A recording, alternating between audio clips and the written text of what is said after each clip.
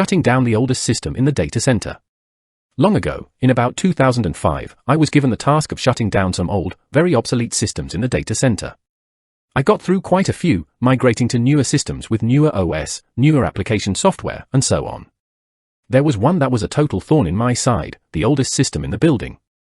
This was an old compact ProLiant 2500, running Windows NT 4 and SQL Server 6.5.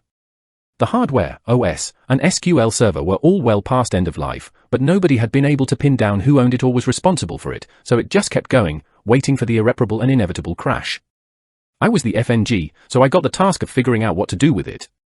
We did have some notes about who owned it, so I started down that path. I called the designated owner and asked them about the machine. Oh, no. I haven't owned that in years. Try this person. So I called that person and they referred me to a third person, who referred me back to the first person again. I even went around the loop again, this time asking if there was anyone else they could suggest. No dice. Meanwhile, I dug into user accounts on the system. At the OS level, only the admins had access, as one would hope. At the SQL Server level, there were no domain accounts, only SQL logins, standard security, as Microsoft called it. I tried to match user logins to names, but they were all generic app user type logins.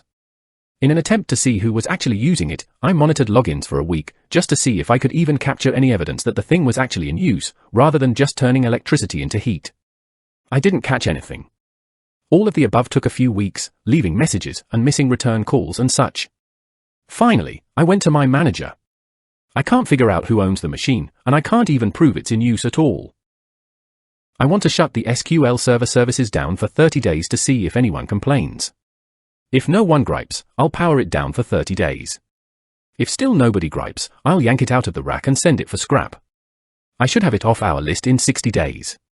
With full blessing, I shut off the services and set a calendar reminder 30 days later. On day 30, I got a call from somebody I did not know. Hey, our server is down, and I wonder if you can help us.